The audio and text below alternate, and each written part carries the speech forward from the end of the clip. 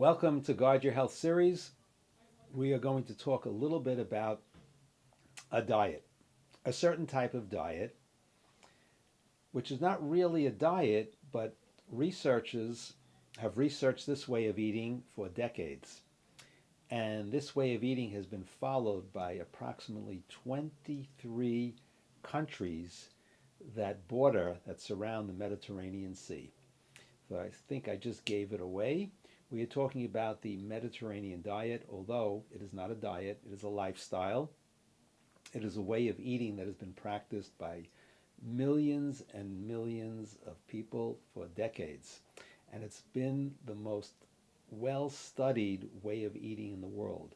As I mentioned, researchers have looked into this way of eating for decades, and I think the reason that may have prompted them to look into this way of eating is because of the many, many health benefits that have been associated with the Mediterranean way of eating. And I want to basically tell you some of the benefits, but also to give you some of the guidelines of what the Mediterranean way of eating is like. Now, it will vary somewhat from country to country because different countries have possibly different cultural standards, different guidelines to what they incorporate into Mediterranean, and so on and so forth. But the common denominators from one country to the next are all there. And I'm going to give you the basic guidelines that would make something more Mediterranean. So basically, it's made up of whole foods. So in the Mediterranean way of eating, there are no processed or refined foods. That's point number one. Um, the next point is it is primarily plant based. It's not a vegetarian diet, it's not a vegan diet, but it is primarily plant based. It's hard for me to give you an exact percentage. It might vary somewhat from country to country, but obviously, animal protein is downplayed. And when animal protein, whether it be fish, chicken, or meat, is used, it's never the main dish. It's always a side dish. It's a much smaller part of the meal. And I would say that the go to animal protein in the Mediterranean way of eating would be fish. Um, and that has a lot to do with the Mediterranean Sea and these countries having access to fish.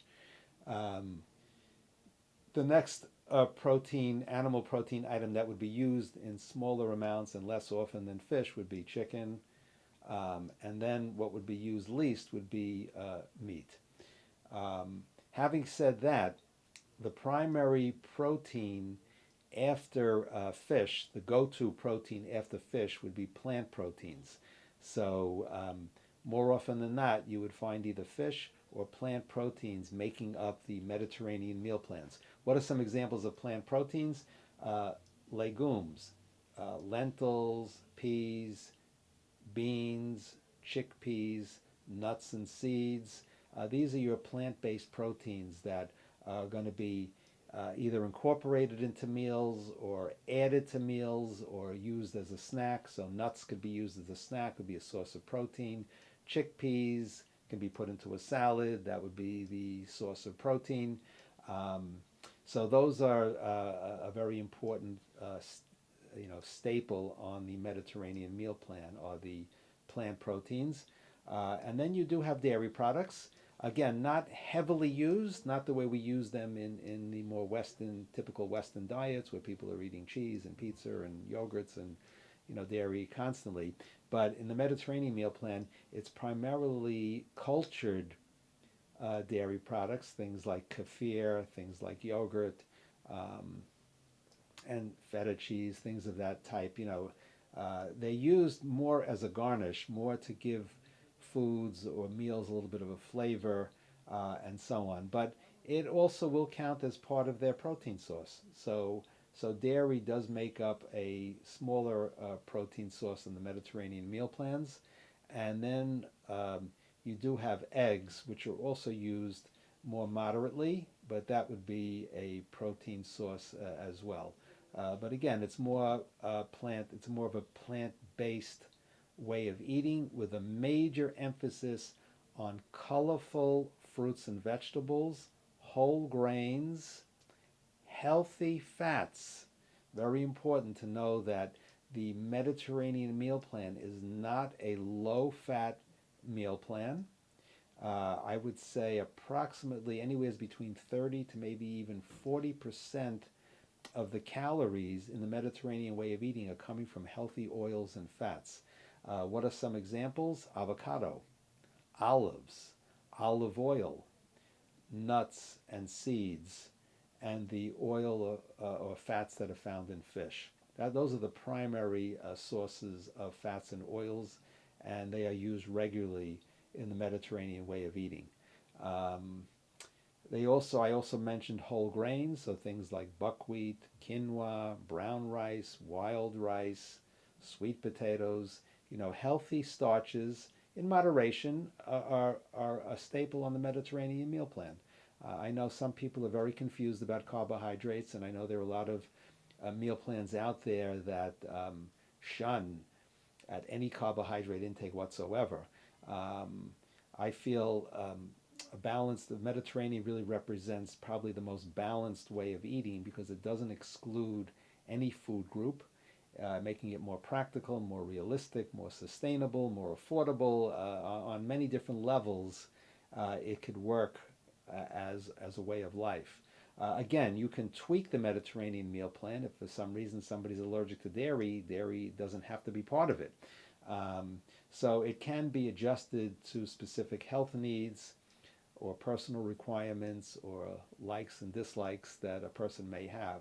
But I just wanted to give you the core principles today. Obviously, beverages would be part of it too. I would say herbal teas, coffee, green and black teas would be part of the, of course, water are going to be the primary type of Mediterranean type of beverages. And then herbs and seasonings and spices are a big part of it also.